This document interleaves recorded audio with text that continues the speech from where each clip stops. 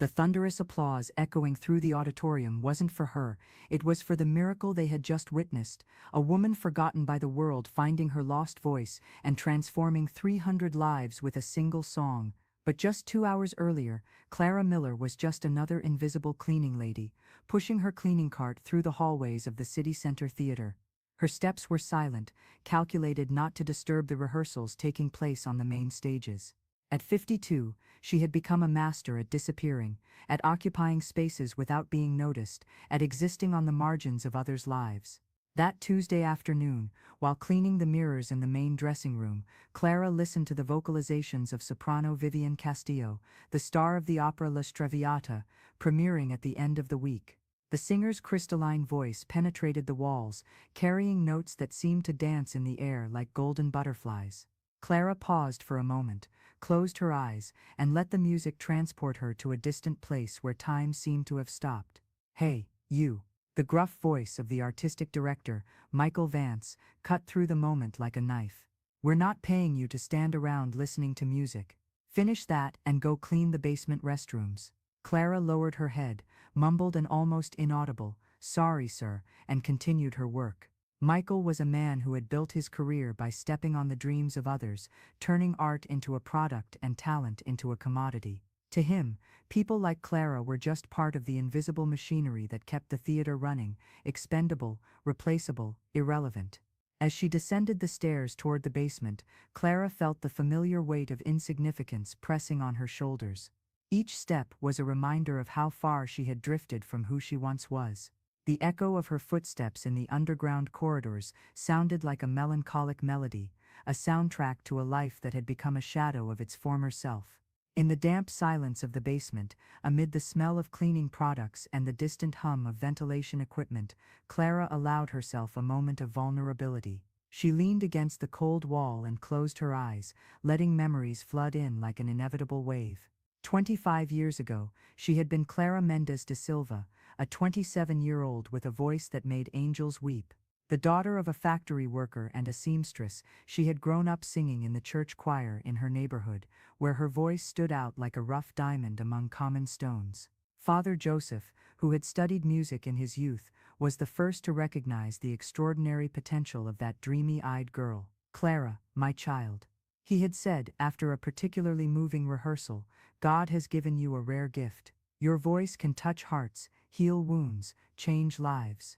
Don't let the world convince you otherwise." With a scholarship won after an audition that left the conservatory professors in tears, Clara had immersed herself in the world of classical music.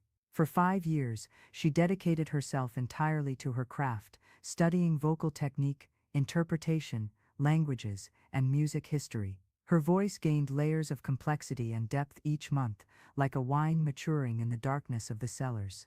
The first time she stepped onto the stage of the City Center Theater, still as a student, Clara felt she had found her place in the universe.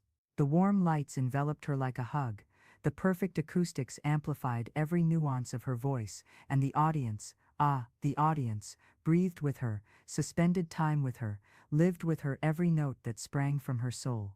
But life, Clara had learned, has a cruel habit of clipping wings just when we're ready to fly. Her mother's illness arrived like a silent hurricane, cancer. The word sounded like a death sentence, not only for Mrs. Carmen, but for all the dreams Clara had built. The treatments were expensive, agonizingly expensive. The scholarship only covered tuition, and Clara needed to work to support the household and pay for the medicine. At first, it was just some extra work, giving private singing lessons, singing at weddings on weekends.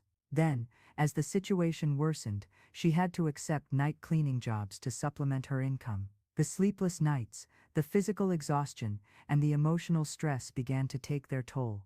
Her voice, once crystalline and powerful, began to show signs of fatigue. The turning point came on an autumn afternoon. During a vocal technique lesson, Professor Albertini, a rigorous Italian who had mentored some of the biggest names in world opera, abruptly stopped the piano in the middle of an exercise. "Clara, what's happening to you?" His voice carried more disappointment than anger. "Your voice is different, tense, strained. You're not breathing correctly. You're not supporting the notes. It's like you're afraid to sing." The tears Clara had held back for months finally found their way out. There, in that small room with a slightly out-of-tune piano and yellowed sheet music, she broke down. She told him about her mother, about the night jobs, about the tiredness that seemed to have settled in her bones. Professor Albertini listened in silence, his blue eyes filled with a deep understanding that only someone who had seen many dreams shattered could possess. "My dear Clara," he finally said, "life sometimes forces us to make impossible choices. But know that your voice, your talent, will not disappear. They will be waiting for you when you are ready to find them again." Mrs. Carmen passed away one winter morning, taking with her not only her warm presence, but also the last vestiges of Clara the singer. What remained was a broken woman, in debt, without the strength to continue dreaming. She dropped out of the conservatory 3 months before graduation, put her sheet music in a box on top of the closet, and took a cleaning job at the very theater where she had once dreamed of shining. 25 years passed like a slow-motion film. Clara married Robert, a kind but unambitious man who worked as a building superintendent. They had 2 children, Marcus and Letitia, who grew up never knowing their mother had once been one of the most promising voices of her generation. To them, she was always just Mom, the woman who cleaned theaters and schools, who came home tired and rarely spoke about her days. Robert died of a heart attack 5 years ago, leaving Clara completely alone. The children had built their own lives. Marcus had moved abroad. Letitia lived in another city with her husband. Visits were rare, calls even rarer. Clara had become a stranger in her own story, an extra in the play of her own life. Back in the present, in the damp basement of the theater, Clara wiped away tears she hadn't realized she was shedding. She gathered her cleaning supplies and went upstairs, ready to finish another day of invisible work. But fate sometimes has its own plans. When she reached the main floor, she found a small commotion forming. Vivian Castillo was at the center of a circle of people, clearly panicked, her hand to her throat. "I can't sing." Her voice was hoarse, desperate. "My throat is completely closed. The doctor said it's acute laryngitis. I need to be on complete vocal rest for at least a week." Michael Vance paced back and forth like a caged lion, phone glued to his ear, trying to find a last-minute replacement. Clara knew it was a near impossible mission. La Traviata was a technically challenging opera, requiring not only exceptional vocal technique, but also a deep understanding of the work. It wasn't the kind of role one learned in 2 days. "Gentlemen," Michael said, finally hanging up the phone and addressing the group, "I'm going to have to cancel the performances. There's no one available who can take on the role with such short notice." That's when something extraordinary happened. From the back of the hallway, almost like a whisper, a voice came, "I can help." Everyone turned, surprised. Clara had spoken before even consciously processing what she was doing. Her heart was beating so hard it seemed to echo through the hallways. 25 years of silence had been broken by an impulse she didn't fully understand herself. Michael looked at her as if she were a ghost. "Excuse me, did you say something?" His voice carried its usual condescending tone. Clara took a deep breath. Her legs were shaking, but something deep inside her had awakened. It was as if a door that had been locked for decades had finally opened. "I said I can help," she repeated, this time with more firmness. "I know the entire score of La Traviata. I can sing the role of Violetta." The silence that followed was deafening. Some people nervously laughed. Others just stared at her, as if she had lost her mind. Michael shook his head impatiently. "Ma'am," he looked at her name tag. "Clara, I understand you want to help, but this isn't karaoke. This is a professional opera. We need a trained opera singer, not a," he paused, searching for the words, "not a cleaning lady who likes music." The words cut Clara like knives, but strangely, instead of making her retreat, they made her stronger. There was something in the public humiliation, in the automatic disdain, that awakened a strength she had forgotten she possessed. "Mr. Vance," her voice now carried an authority that surprised everyone including herself, "with all due respect, you know nothing about me. You don't know where I come from. You don't know what I studied. You don't know what I've been through. You see me only as a cleaning lady, because that's what you choose to see."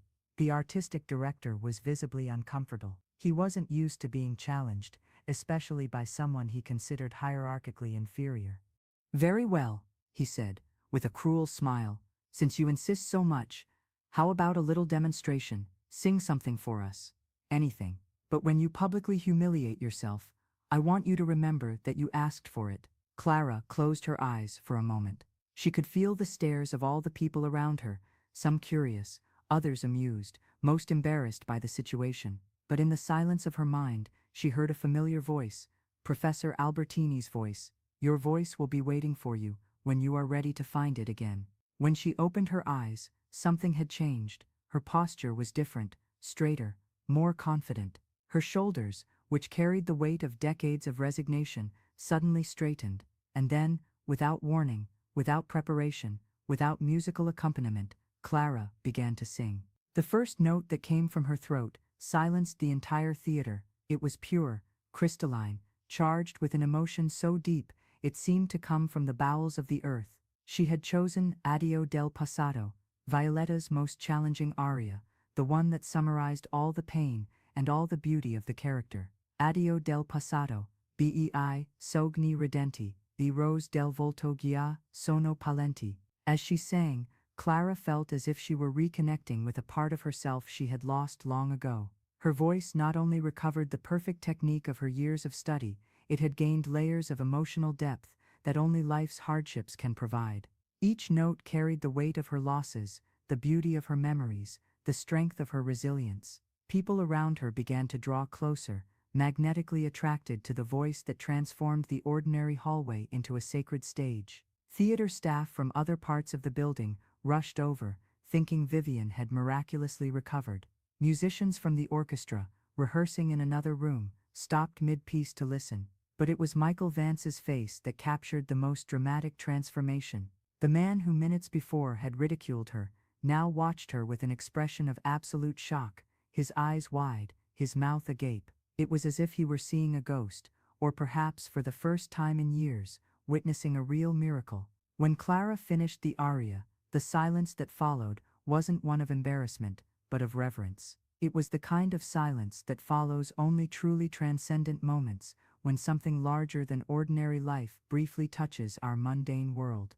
Vivian Castillo was the first to applaud. Even ill, even with her hoarse voice, she approached Clara with tears in her eyes. My God, she whispered. Where have you been all these years? That was the most beautiful thing I've ever heard in my entire career. Clara was still processing what had just happened. It was as if she had just woken from a 25-year dream, or perhaps finally awakened to reality after decades of slumber. Michael Vance approached slowly, clearly battling his own pride and prejudices. He began, then stopped, took a deep breath, and tried again. Clara, I owe you a profound apology. I judged you completely wrong. And he paused, as if the next words were physically difficult to pronounce, and I need your help. That's when Maestro Giuseppe Benedetti, the Italian conductor of the orchestra, came rushing down the hallway, clearly agitated. What was that I just heard? He asked, breathless.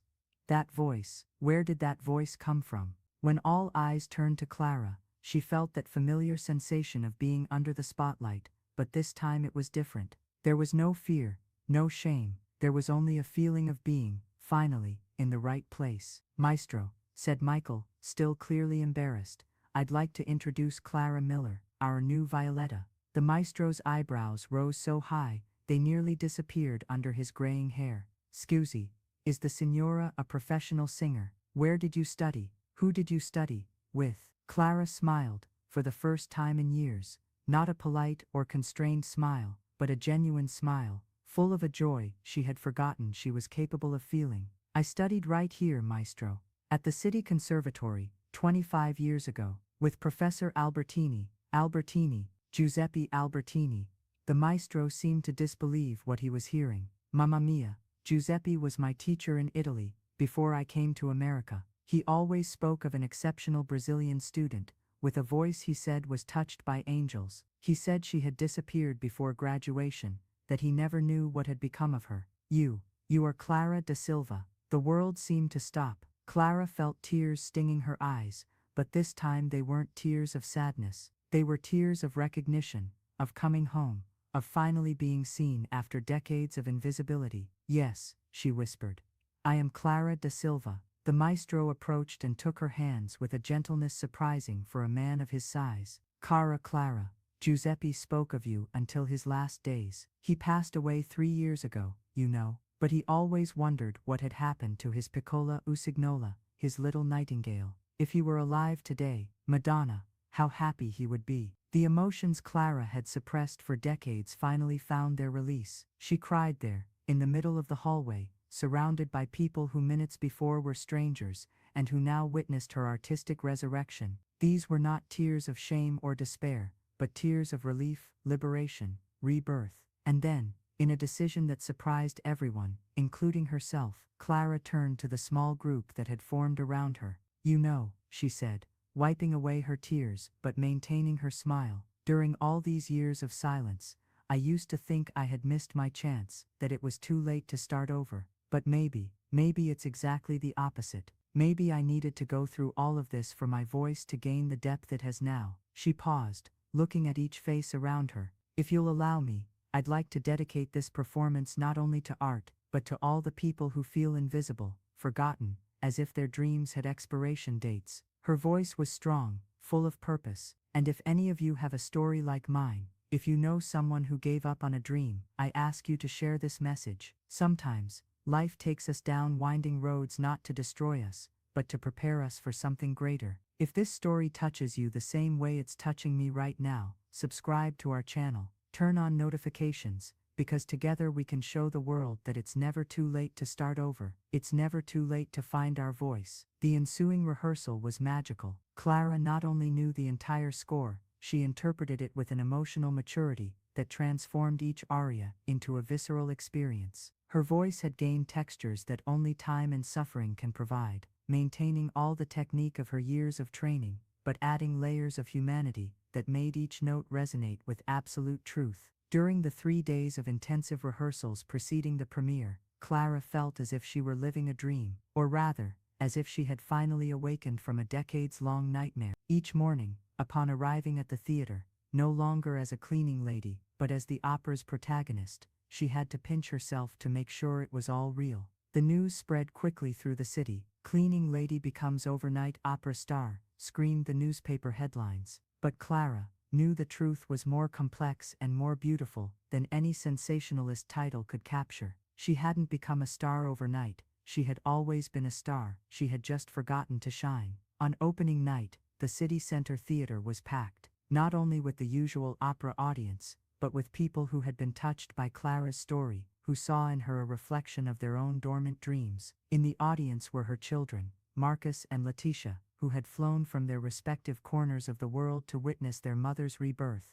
There was also Robert from the front desk, Maria from the cafeteria, Mrs. Francisca from the flower shop, ordinary people who recognized in Clara the possibility of their own miracles. When the lights dimmed, and the conductor raised his baton, Clara felt a profound calm wash over her. There was no nervousness, no fear. There was only a feeling of being exactly where she should always have been. The first aria was met with an ovation that lasted almost 5 minutes, but it was during Semper Libera, at the end of the first act, that something truly extraordinary happened. Clara wasn't just singing Violetta's words, she was living every emotion, every conflict, every moment of pain and joy of the character. Her voice soared and descended through impossible scales, with an ease that seemed to defy the laws of physics, but it was the raw emotion, the human truth she conveyed, that made entire audiences hold their breath.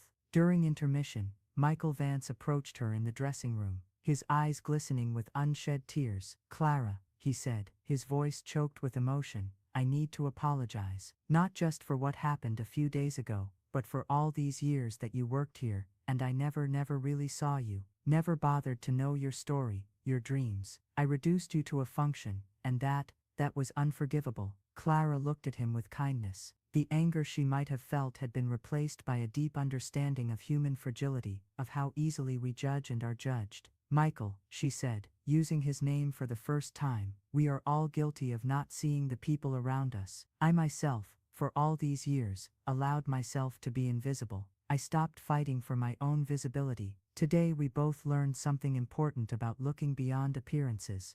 The second act was even more powerful than the first. Clara had found her rhythm, her confidence was at its peak, and her voice seemed to have gained wings. During Amami, Alfredo, her interpretation of Violetta's reconciliation with Alfredo, there wasn't a person in the audience who wasn't moved. The passion, the vulnerability, the desperate hope, it was all there, crystallized in perfect notes that seemed to have been written specifically for her voice.